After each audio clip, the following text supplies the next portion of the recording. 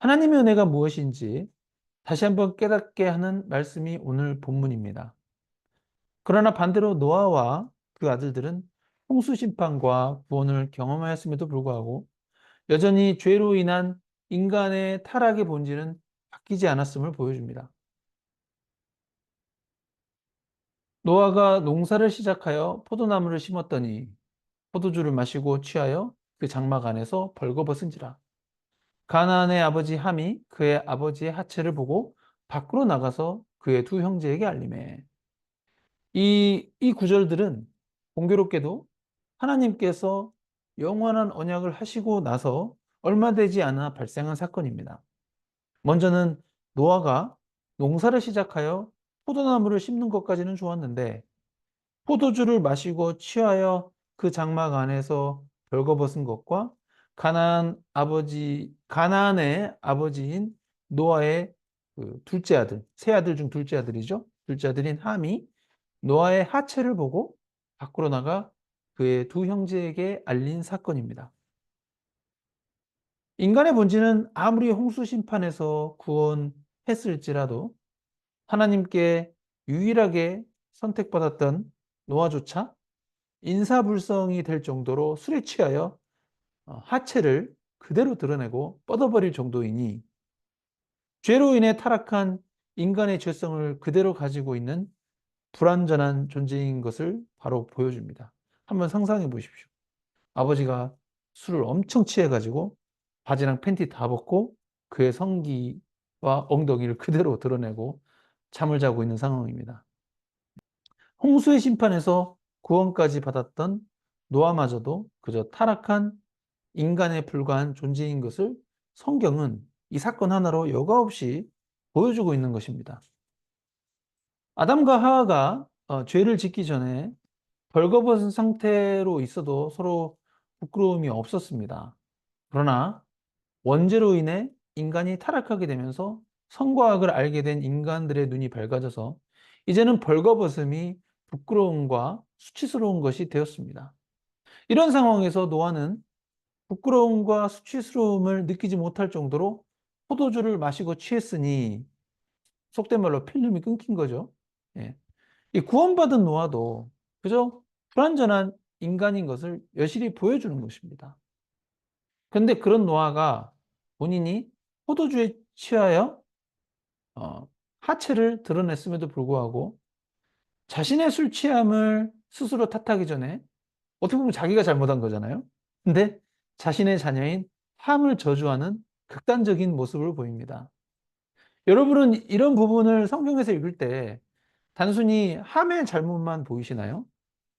저는 함의 잘못을 논하기 전에 노아가 문제의 원인을 먼저 제공했다는 것을 언급하고 싶었습니다. 함이 저주를 받았다고 해서 모든 잘못의 원인을 함에게서만 찾을 수는 없기 때문입니다.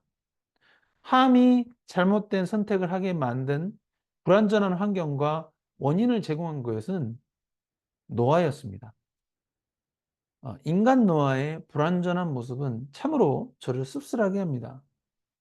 당시 모든 인간들을 멸망시키셨을 때 오직 노아와 그의 가족에게만 구원을 베푸신 하나님이셨지만 그렇게 선택을 받았다면 뭔가 다른 인간들과는 다른 차별화된 영적인 타고남을 보여야 하는 것이거든요. 비록 하나님의 말씀을 다른 인간들보다는 상대적으로 다 더 잘 순종하고 따랐을지는 몰라도 인간 노아는 불완전한 인간의 모습을 홍수 심판 이후에도 여지없이 보여주었기 때문에 인간 노아에 대한 실망을 할 수밖에 없습니다. 노아가 비록 유일한 구원을 받았을지라도 그에게는 예수 그리스도와 같은 온전한 모습을 전혀 찾아볼 수 없었습니다. 홍수 심판까지 경험했고 하나님의 음성까지 직접 들었음에도 이렇게 불완전한 모습을 보이는 것은 바로 인간이 그런 존재일 뿐이니 인간이란 존재에 대하여 어떠한 소망도 둘 수 없음을 다시 한번 깨닫게 합니다. 적어도 오늘 본문을 읽기 전까지는 노아에 대한 어떤 존경심이 들기도 했었습니다. 왜냐하면 전체 인류가 멸망해도 노아는 하나님의 선택을 받아 구원을 받았기 때문입니다. 노아가 대단한 믿음을 가진 사람처럼 미화될 수 있었는데 오늘 본문 말씀에서는 인간 노아도 그닥 존경받을 만한 위대한 인물은 아니다라는 것을 깨닫게 합니다. 저도 마찬가지로, 예, 저도 뭐, 이렇게 뭐, 존경받을 만한 인격을 가진 사람은 아닙니다. 예, 뭐, 사람 다 비슷합니다. 예.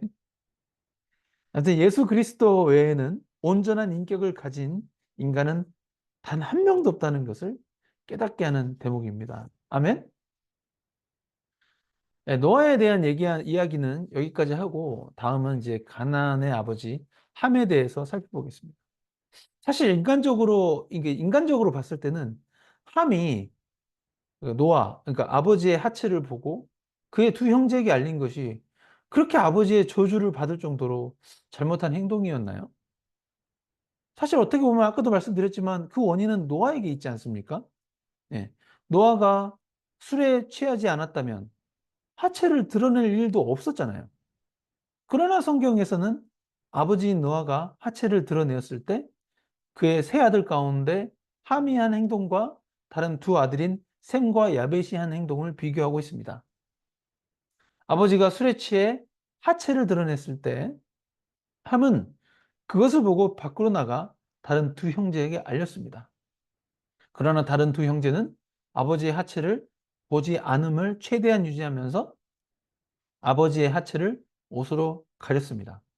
예. 보지 않는데 어떻게 하체를 가렸죠? 나 그것도 참 신기합니다. 예. 뭐, 성경은 진리니까, 예, 보지 않은 상태로 최대한 어떻게 덮었겠죠. 예, 상상은 대충 됩니다.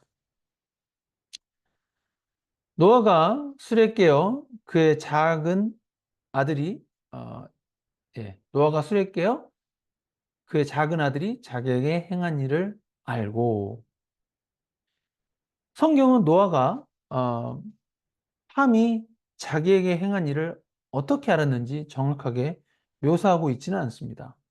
노아가 술이 깨었는데 노아가 이 일을 혼자서 알 수는 없었을 것입니다.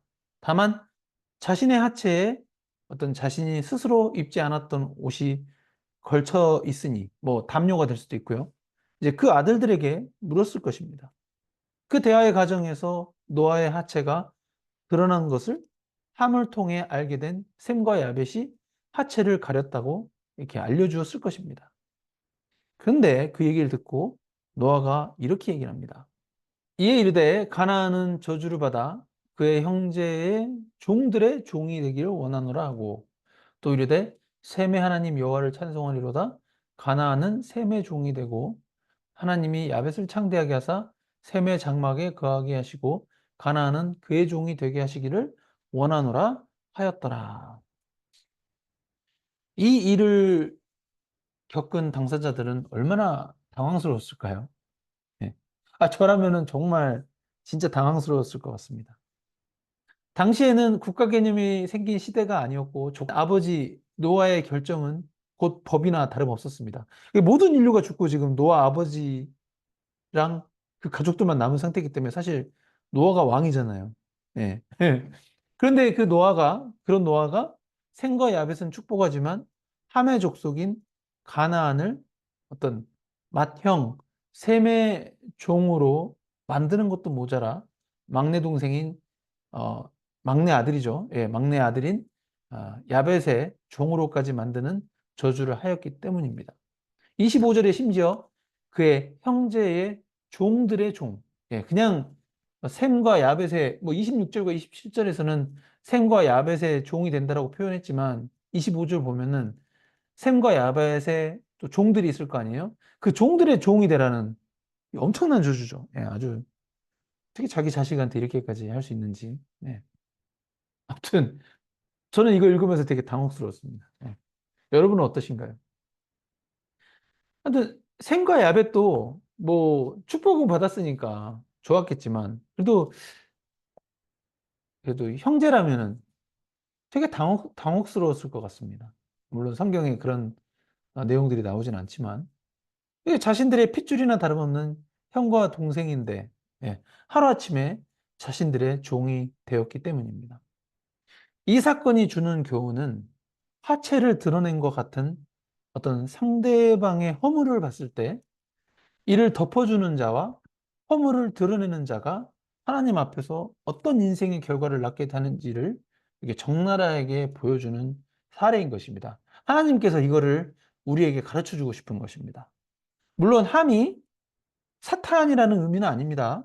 그러나 이는 이, 이 이야기는 예수 그리스도와 사탄의 비교도 연상케 합니다. 예수 그리스도는 우리의 죄를 덮어주는 분이십니다. 예수 그리스도를 믿으면 그 믿음으로 말미암아 십자가 보혈로 우리 죄를 씻어주시기 때문입니다. 그러나 사탄은 반대로 하나님 앞에서 우리의 죄를 참소합니다. 내가 또 들으니 하늘에 큰 음성이 있어 이르되 이제 우리 하나님의 구원과 능력과 나라와 또 그의 그리스도의 권세가 나타났으니 우리 형제들을 참수하던 자, 곧 우리 하나님 앞에서 밤낮 참수하던 자가 쫓겨났고, 예, 여기서 하나님 앞에서 밤낮 참수하던 자는 사탄, 마귀를 의미합니다. 예. 그러나 사탄은 결국 쫓겨나서 어떻게 된다고 나와 있습니까? 예, 곧 그들을 미혹하는 마귀가 불과 유황못에 던져지니 거기는 그 짐승과 거짓 선지자도 있어 세세토록 밤낮 괴로움을 받으리라. 물론 지금은 아니지만 미래에 이렇게 된다고 나와 있습니다. 예, 요한계시록 20장 10절에 나온 마귀는 바로 사탄을 의미하는데 그 끝은 불과 유황못에 던져진다라고 이렇게 성경에서 말씀합니다. 그러니까 하나님 앞에서 우리의 죄를 밤낮 참소하던 사탄이 쫓겨나 결국에는 불과 유황못에 던져진다는 것입니다. 이렇게 하나님 앞에 우리의 허물, 우리의 죄를 드러내는 사탄의 결국을 봐도 다른 사람의 허물을 감싸주는 것이 얼마나 중요한지 다시 깨닫게 됩니다. 그리고 예수 그리스도는 인간의 허물을 자신의 십자가 보혈로 덮어주시는 용서의 극치를 보여주면서도 허물을 덮어주시는 예수 그리스도가 궁극적으로 만왕의 왕이 되시는 것을 보게 됩니다.